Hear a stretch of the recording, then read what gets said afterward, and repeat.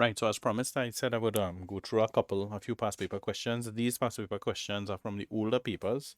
I choose these here because they are more how to say all-encompassing with respect to an overall view of the topic than some of the newer papers, right?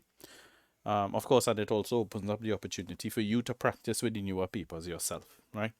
So I already kind of wrote up that initial part of it, Faraday's law and then Lenz's law, right? So Faraday's law, Faraday's law deals with the magnitude of the induced EMF, right? So it is directly proportional to the rate of change of magnetic flux linking the conductor. Well, you should probably include there with time, right? Or with respect to time,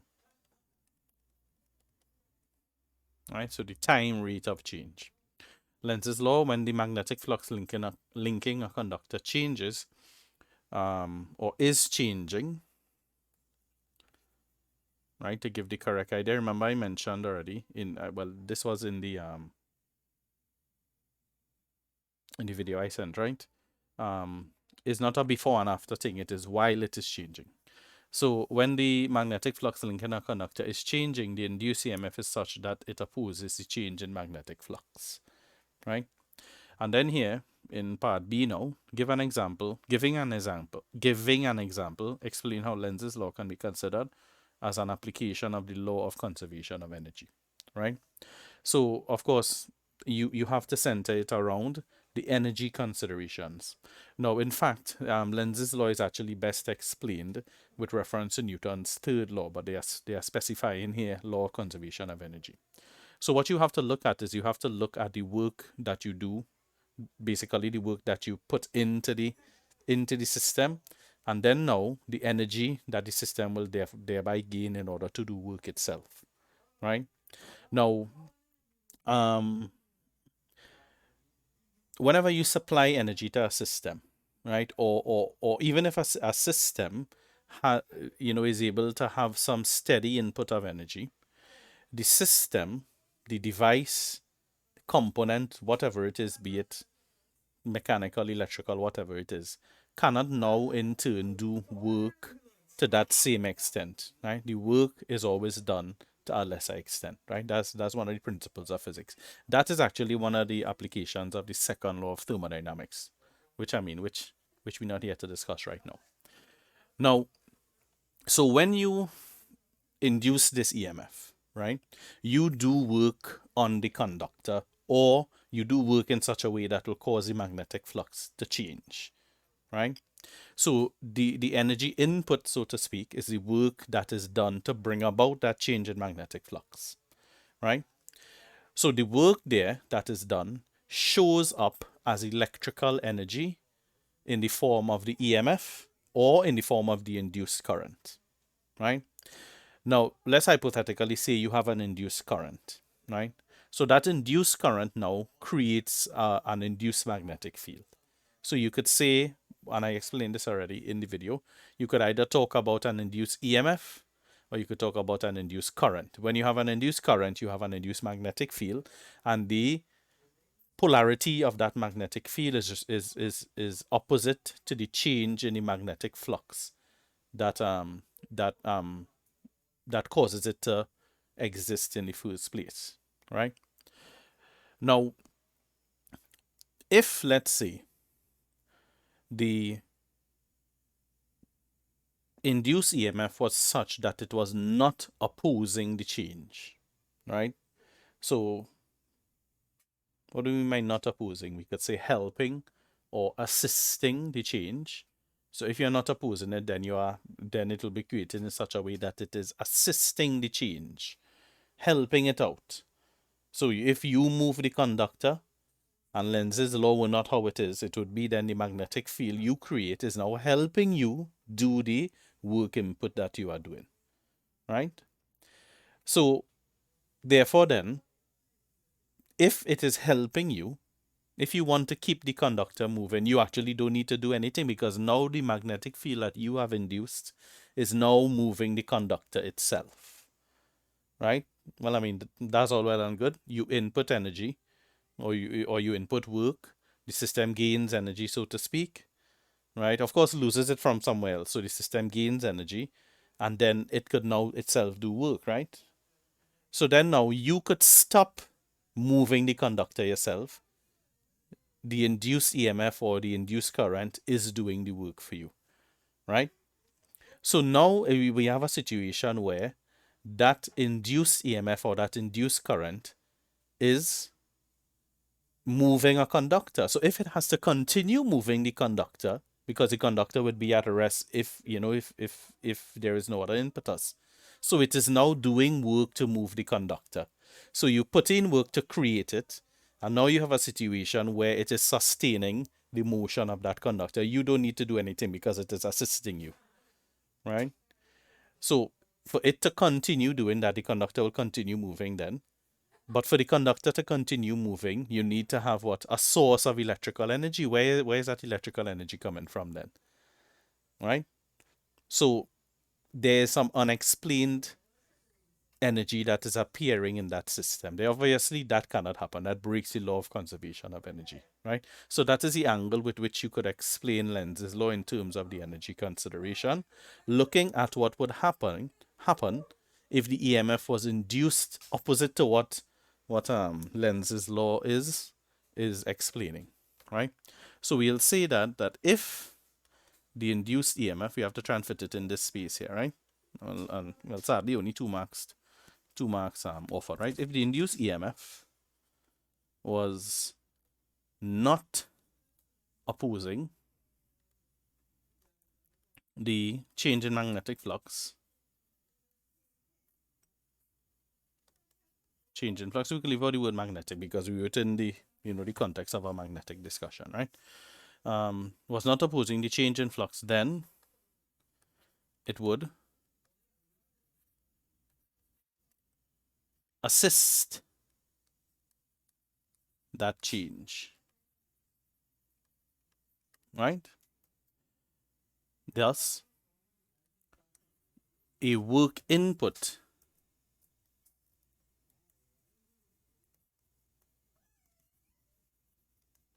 is no longer needed.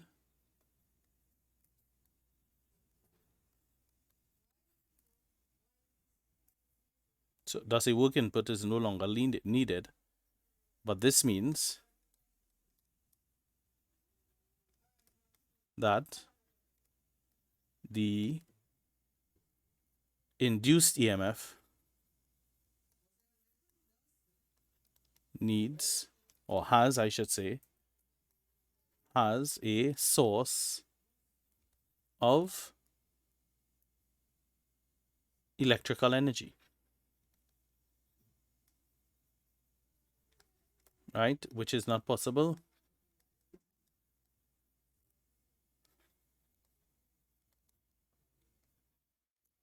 Which is not possible. Because of the principle of conservation of energy.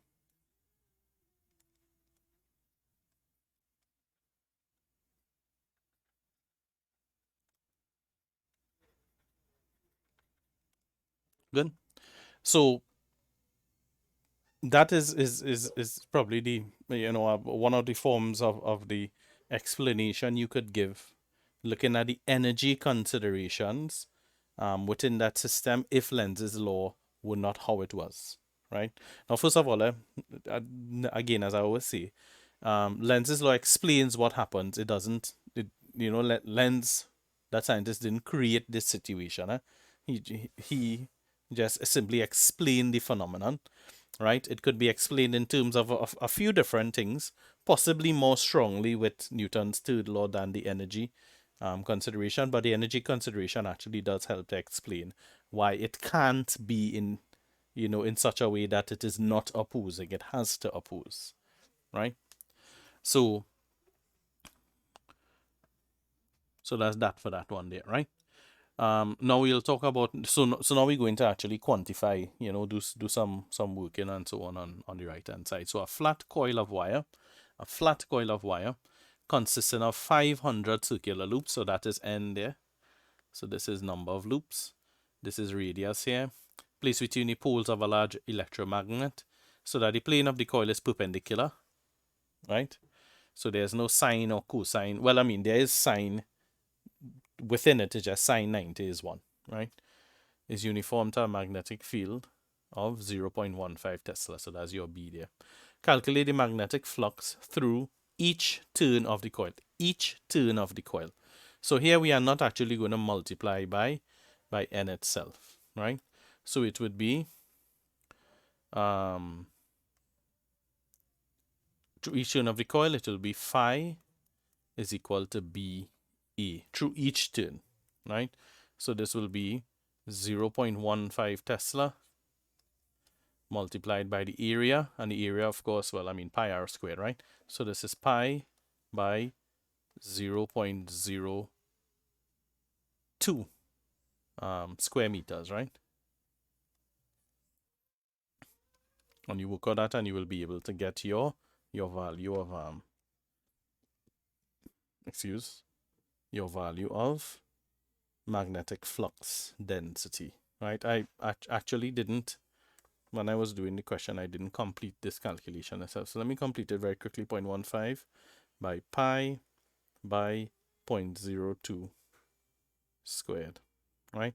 So this ends up being 0.000188495, right? So, well, that'll be 1.88 by 10 to the minus 4 Weber with the unit there. This is 3 significant figures. Okay, so if the electromagnetic is turned off and takes 0.2 seconds for the field to go down to 0, what would be the EMF induced in the coil of wire, right? So here the magnetic flux, the area of the coil isn't changing. The coil isn't really moving or anything like that. But because the magnetic flux goes from, well, the magnetic field goes from whatever strength it had, the 0.15 Tesla, down to 0 Tesla, it means that now you went from having 1.88 by 10 to the minus 4 Weber down to what? To 0 Weber, because now your magnetic flux is now 0. Your magnetic flux density is 0, sorry. So your final magnetic flux is also 0, right? So the EMF induced now, of course, EMF induced, this is the magnitude we are talking about, so I'm not going to put the negative sign, okay? So it will be delta phi over the time taken, right? Now, delta phi itself, delta phi is this value here. The initial value is 1.88 by 10 to the minus 4. The final value is 0. So the magnitude of the change in magnetic flux is 1.88 by 10 to the minus 4. So this is 1.88 by 10 to the minus 4 Tesla. Good. We actually have to put in the N now because they said what would be EMF induced in the coil of wire, not each turn. Okay, so now we have to bring in the 500 here now. I'll put the 500 after in this case here. Divided by the time is 0.2 seconds itself, right? So let me calculate that. So it is that by 500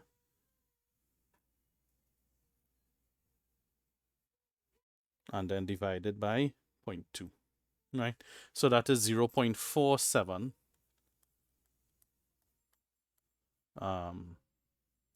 Well, I'll put in 0 because I have a 3 significant figure thing here, right?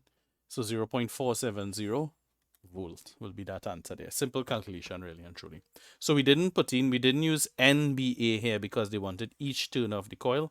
And now here they just wanted the whole coil itself. So we had to put in the N over in this calculation here, right? So that's that. That's it, 2005. There's the 2000 thank you. Yeah, there's the 2008 one I wanted to look at as well. Good.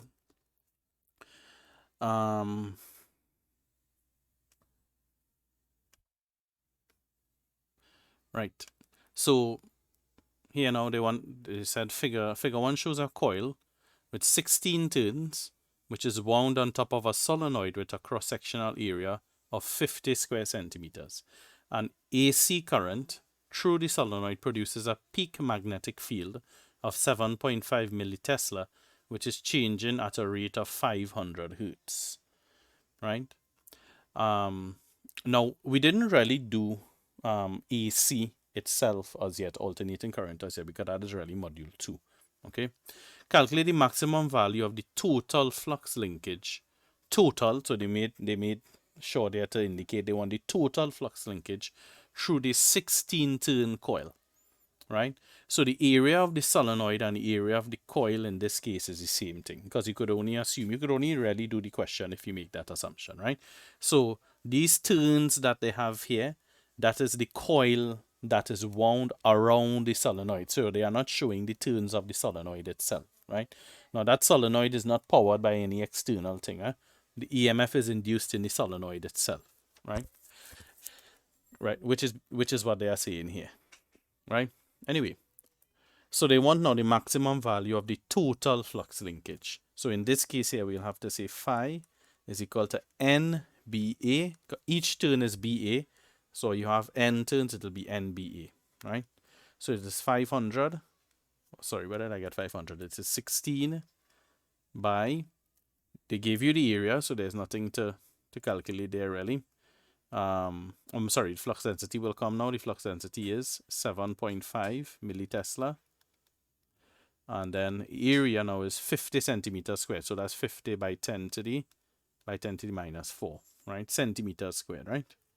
So that there should work out to be 6.0 by 10 to the negative 4 Weber, right? Now, because of the numbers and so on that appear here, it actually works out to be exactly, 0.0006, right? The reason I put 6.0 is because this was given to 2 decimal places. 2 significant figures, sorry. Right, so that is the total flux linkage through the 16-turn coil. Now they want the peak value of the EMF induced in the coil, given that the equation for the variation of the flux linkage is phi is equal to phi naught sine 2 pi ft. Right? Now I'm going to invoke a little calculus here. Right? You're kind of forced to do it in this case here. Because you have now a flux that is changing with time. It is in a constant change. Well, when you have something constantly changing, you say it is in flux, but I can't use the word twice here, right? So the flux here is constantly changing. The magnetic flux is constantly changing with time, continuously changing. Varying with that sine function there, right? Now we didn't really do AC itself, right? So if we want to get the EMF induced, we'll have to say, of course, EMF induced is, I'm actually going to put down a derivative. Instead of delta phi over delta t, I'm going to put down d phi dt, right? Now, I'm doing this question as a just in case kind of thing, because although dealing with sinusoidal variations in voltage and current and so on is not in module 1, of course, by the time you go to the exam, you would have already done module 2. So you would be aware of how to work with these sinusoidally varying things, right? So anyway, d phi dt, right? So in particular, I'm basically going to differentiate this here with respect to time, right? There's actually no other way to do it other than kind of basically to learn off this kind of thing. But I'm pretty sure everybody here did add maths or something like that, or maybe even everybody here is doing pure maths now. But either way, you could probably just learn it off. So when you differentiate that with respect to time, you'll get 2 pi f phi naught cos 2 pi f t, right? Now that is the EMF induced as a function of time, right? This is EMF as a function of time. Time is a variable here. But what they want now is they want the peak value of the EMF. Now the peak value is whatever precedes the sine or the cosine function, right? 2 pi f phi naught. Now the phi naught is the phi naught that they want here is this phi that we calculated in part 1. Maximum or peak itself, right? So we have the value for phi naught. We now have the frequency value being brought into the question itself, and they gave us the frequency here, 500 hertz. So the peak value. So E naught, well, let me just say peak now, right? So E peak in this case will be 2 pi f phi naught, right? So it is 2 pi by 500 hertz, and we actually have phi naught already, which is 6 by 10 to the minus 4 Weber. I'm not putting units. Everything is in the base SI units right now, right? So this works out here to be roughly 1.88 volts to 3 significant figures in that case there, right? Good.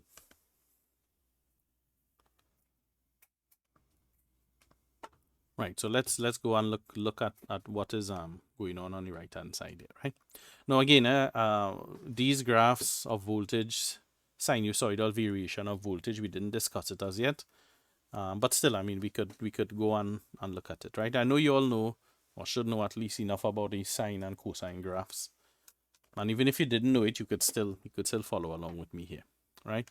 So they are asking here, or they are saying rather, they are giving you the screen of a CRO connected to the coil, right? So remember they said, well, they have that in the diagram there.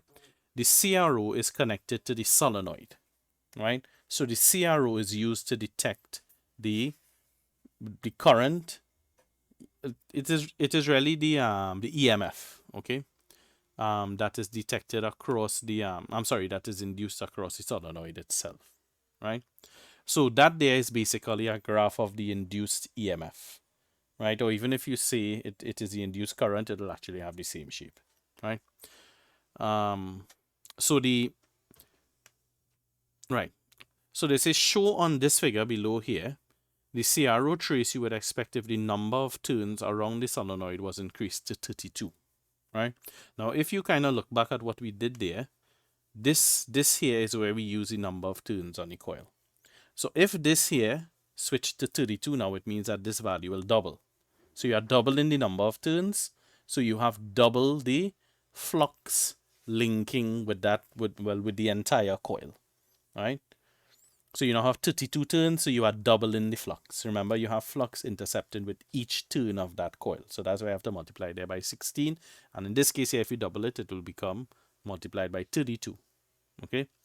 So if you trace now what happens here, we use back phi naught over here. So if you double this here, it means that this will now be doubled, right? Now, the rate at which the flux changes, the rate at the frequency doesn't change. So it's the same frequency value, but you have double the value of phi naught. So because you have the same frequency and double phi naught here, same frequency, double this, it means that you will double the peak voltage, right?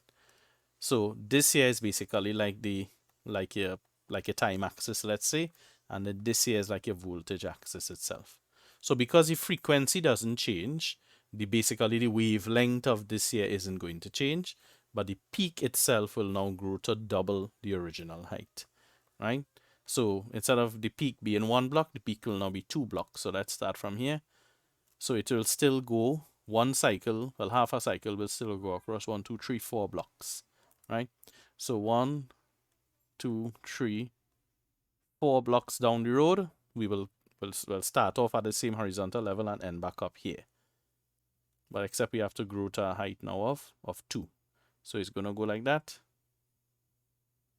come back down there like that, and then do that itself now, right? Not very nice, but still correct, right?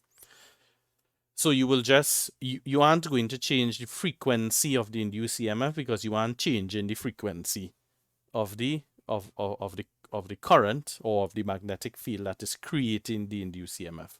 But because you double the number of coils, you will now double your EMF produced, right? On the third screen,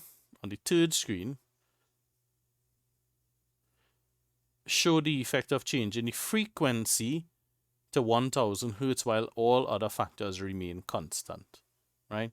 So what they are talking about is this is a separate thing to consider, right? So you are basically, let's say you are leaving it as 16. So it's not like a sequence of events, right? They say what would happen if you do this, and then okay, well, in another situation, what will happen if instead you double the You double the frequency. So the frequency goes from 500 hertz to 1000 hertz. So you double the frequency. So it means now that this cycle here will be completed a little more quickly. So you would have now this cycle here, instead of being completed in 8 of those blocks on the screen of the cathode ray oscilloscope, it'll now be completed in 4. So every 2 you would have it going through that, basically that horizontal axis, right? So it'll look like, oops, it'll look like this. Sorry, as a matter of fact, I want to mention something else as well. It is actually going to be doubled in height as well, right? I forgot to mention that just now. Because now everything else is remaining the same. So the peak value of phi is going to remain the same. But if now it is changing at a faster rate,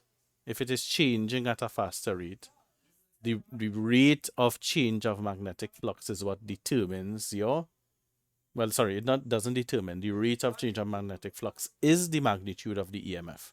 So if you double the frequency, you double the rate of change.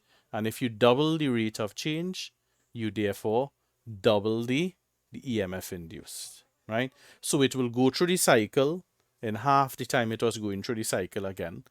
And because now it is switching at a quicker rate, you have a greater rate of change. It means that you will have a greater EMF induced. So the EMF here will also double like that. Like that. Okay, I kind of went off track a little bit there. So I'm comparing this to this here now.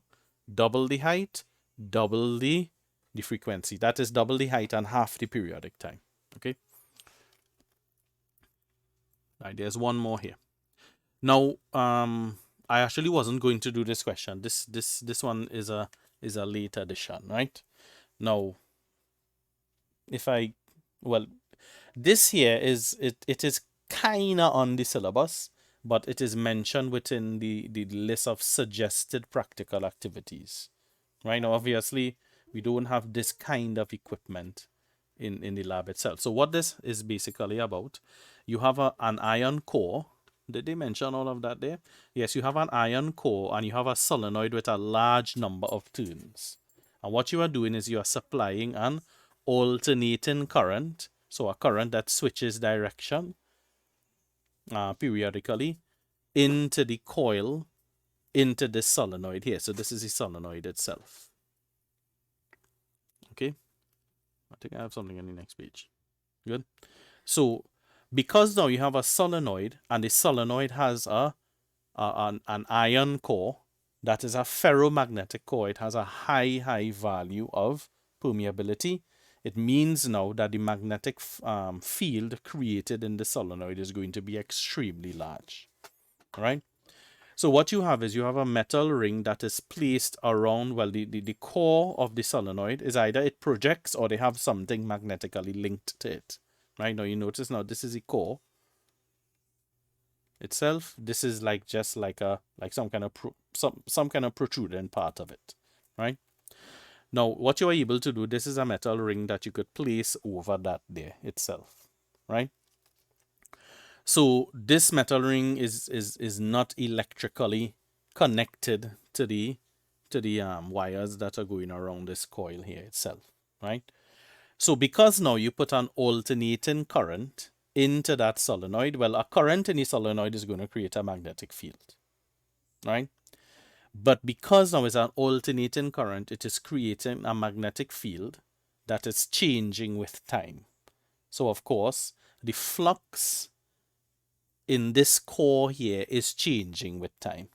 So it means that the flux that is going to link with this iron ring, well, the ring is actually, they choose actually a non-magnetic material to do it with. Something that is not really magnetizable, like copper, or you could even use aluminum. Did they say? Well, they just said a metal ring, but usually the ring itself is made of copper, or you could, it even works with aluminum, right? Right. So what you will have there is, of course, you will have now a conductor And the ring is actually a closed conductor in the presence of a changing magnetic field. So the magnetic flux is changing in the presence of this conductor here. And because it is a ring, it is a closed conductor. So what will happen is you will have a current that begins to flow around that metal ring, right? Now, of course, Lenz's law will say that the induced current will be in such a way that it opposes the change that caused it to occur in the first place, right? So, because now you have this, basically this free metal ring, right, having a magnetic field created in it that is opposing the magnetic field of the solenoid, it means that there will be repulsion between those two magnetic fields. So that is what causes now the ring, if the current is sufficiently high, the force is enough to exceed the weight of the ring itself, and it is able to jump out of the off of that thingy there, that support. Okay.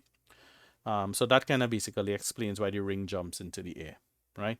Describe and explain the motion of the ring, if any, when a slot is cut into the ring as shown. Now, if you cut, something into the ring, so the ring now is just basically like it is no longer a closed current path, right?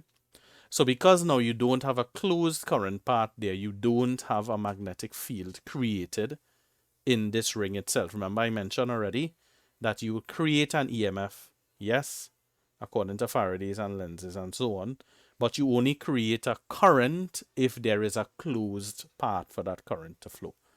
So if you cut a space in that ring there like that, as I have shown there, you do not have the possibility of a current circulating through the ring itself. So you do not have a a magnetic field being created in that ring itself. So therefore nothing is going to happen, right?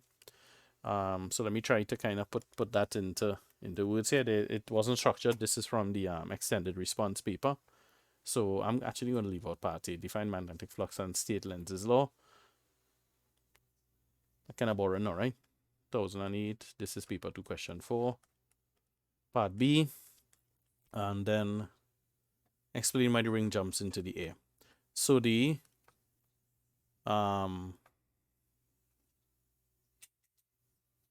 they did not say alternating here, right? They said a current is suddenly started in the coil. Now, they didn't say alternating or not, but the classic experiment is to use an alternating current, right? But the thing is that if a current is suddenly started in the coil, you go from a situation where you have no magnetic field to actually having a magnetic field. So there is a change in magnetic flux density linking that ring. So the sudden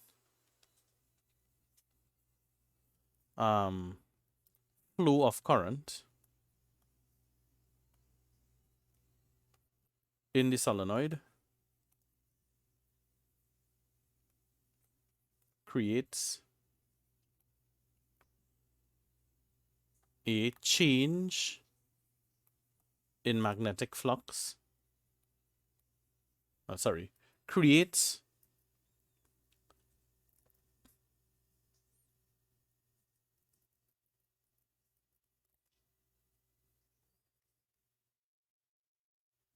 a magnetic field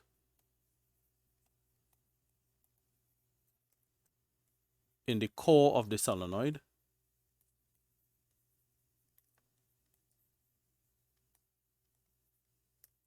which creates a changing magnetic flux.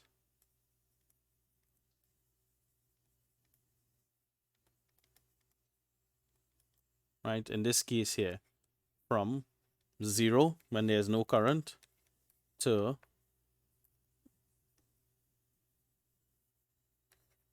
some non-zero value.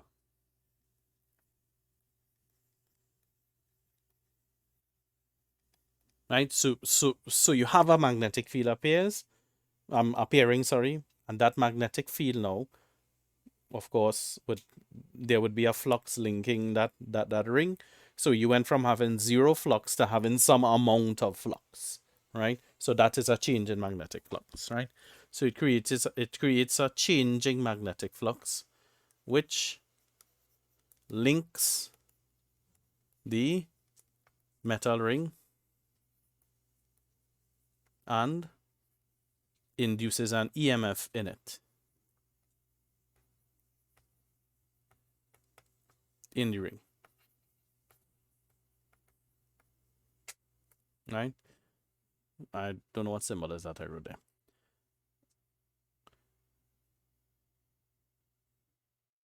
Because the ring is closed,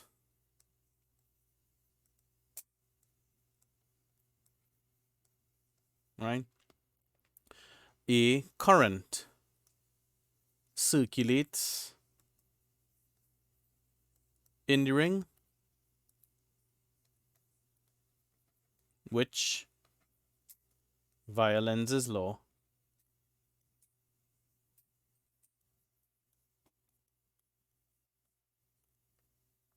opposes the magnetic field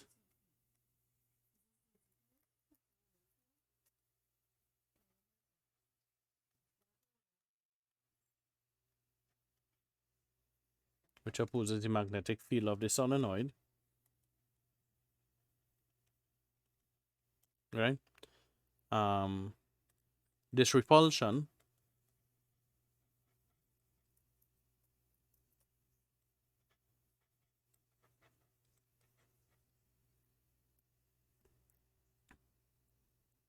exceeds the weight of the ring,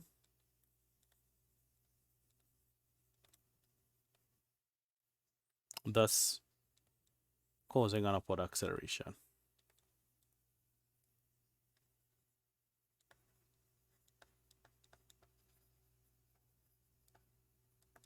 Right, thus causing an upward acceleration. Okay, so of course, I mean, you have to make sure that the flux changes in such a way that the repulsive force is upward, right? If the repulsive force is downward, the ring won't fly out. It'll just be basically, well, I mean, downward, right?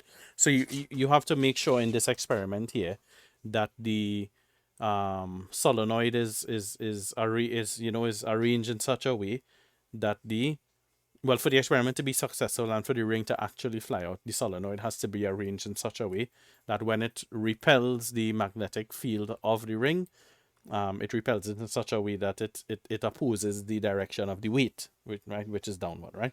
So it's not something you set up arbitrarily. You have to kind of take all of those things into consideration itself, right? Good. So this is one of the ways of actually demonstrating Faraday's and Lenz's law, right? The fact that you are able to create that force that will oppose, well, in this case here, it opposes the weight of the ring itself, right? Now well, I mean, there are further experiments you could do, of course, with this setup here. This experiment here could be actually used to find the permeability of the core and so on and so on, right? If the ring is heavy enough, you could actually cause the ring to levitate. Good, of course, certain calculations have to be done for that to be possible and so on, right?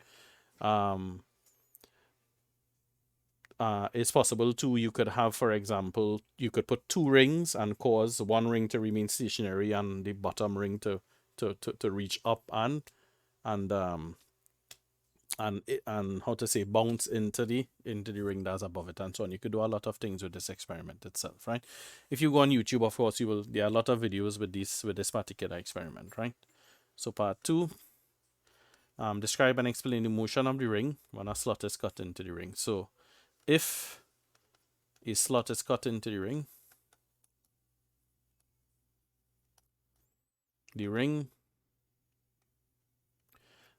no induced current can circulate.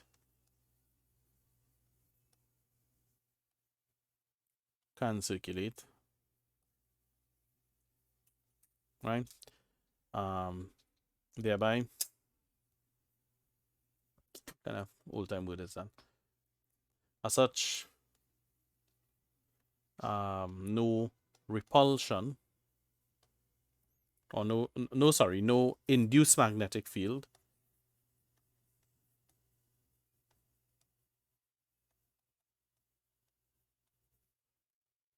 is created, right? So you will have an EMF in the ring itself, right? But there will be no circulation of a current in it, right?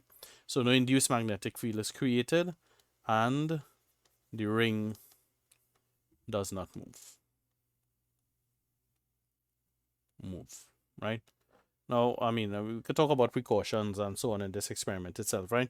In this experiment, depending on the size of a solenoid, the amount of coils in it, and so on, it's actually really dangerous to touch the ring, while the experiment is going on, right? The induced EMF or the induced current itself, it could be strong enough to, for example, shock and all that kind of thing, right? Anyway, so that's basically all I have to say concerning that there, right? Oh, sorry, no. I do have more to say based on that there. Now they want it shows a circular coil of 150 turns, right? So you are basically looking from the top of the coil, okay? Of that, each of diameter 0.1 meter, which rotates 25 times each second. About a diameter between the poles of a permanent magnet, right?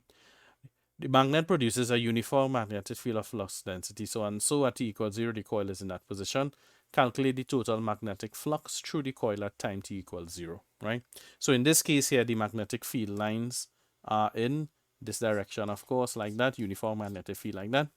So you have the angle between it there being 90 degrees, right? So you have the maximum possible flux happening here, right? As I mentioned in class, that is typically what you have to analyze when the theta is 90 degrees. So part 1, the total magnetic flux through the coil. So you have to take into consideration all of the turns. So in this case here, phi will be NBA. So N, of course, is the 150. B is the 4.0 by 10 to the minus 4 Tesla. And then the area, they did not give you the area, they gave you the diameter, right? So it's a quarter pi d squared, right? So a quarter pi by the diameter is given in meters, so 0.1 squared itself, right? I think I do have a value for this here. Yes, this is oops, why isn't it writing?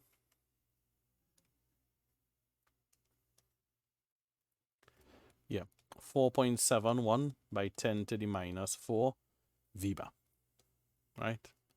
Part 2, good. Now, part 2 here, this was kind of similar to what we met just now there, right? In terms of, give me a second, yeah. In terms of, the sinusoidal variation and whatever, right? But however, though, with this question here, they gave you they gave you the rate of change. In the previous question, they gave us the not the rate of change of flux. We got the variation of flux with time. But here we have the variation of the rate of change of total flux, right? So we don't need to differentiate or do anything like that here. We already have an equation for the rate of change, right? So this is the rate of change of flux with time, okay? F is the frequency of rotation. They want the maximum instantaneous value of the induced EMF in the coil, right? So in this case here again, so E itself, this isn't really necessary for the question, but I'm doing it in any case, is d phi dt in magnitude, and that is given. D phi dt is already given, so it's 2 pi f phi sine 2 pi f t. So here, this is the variation. This is a constant. Well, I mean, given as a constant frequency and whatever, right? Phi is already calculated there.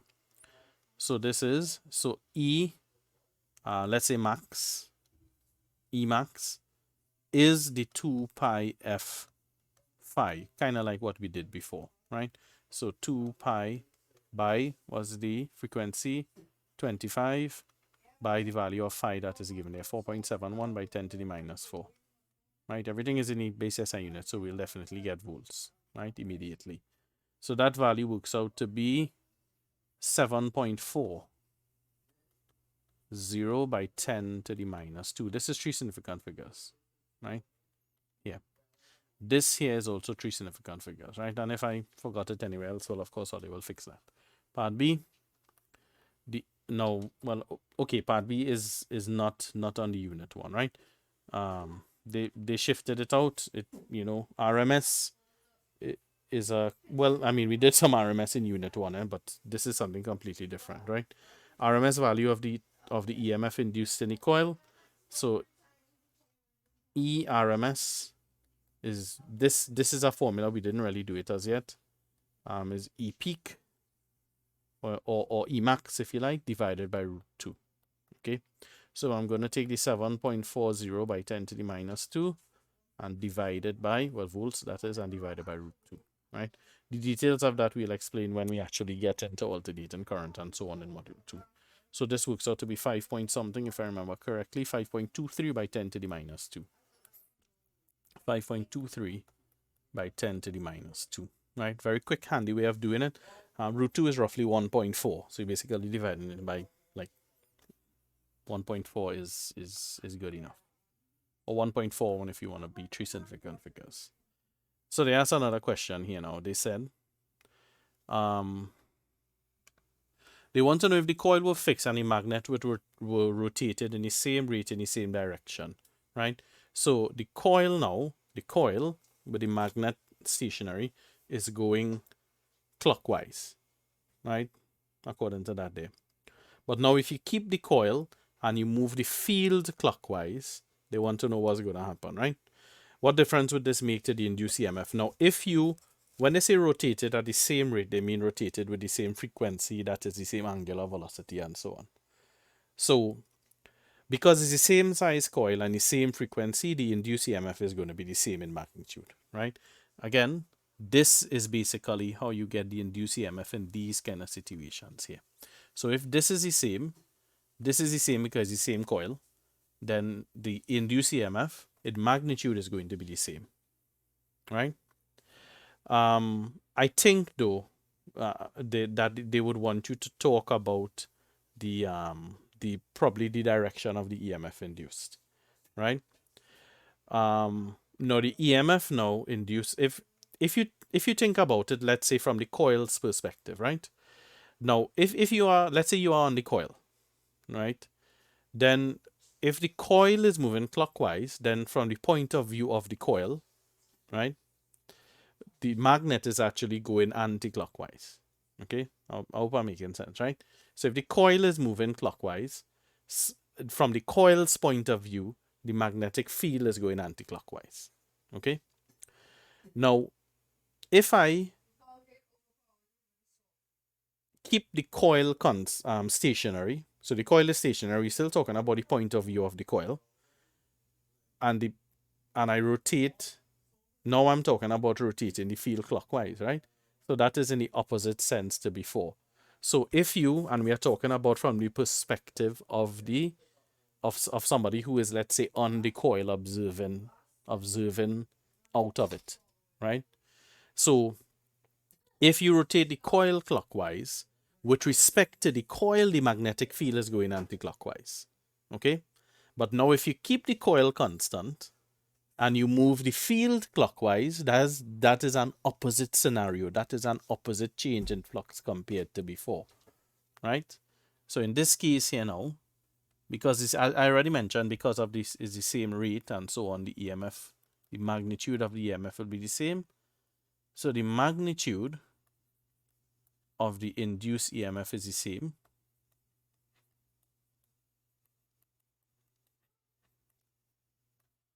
same.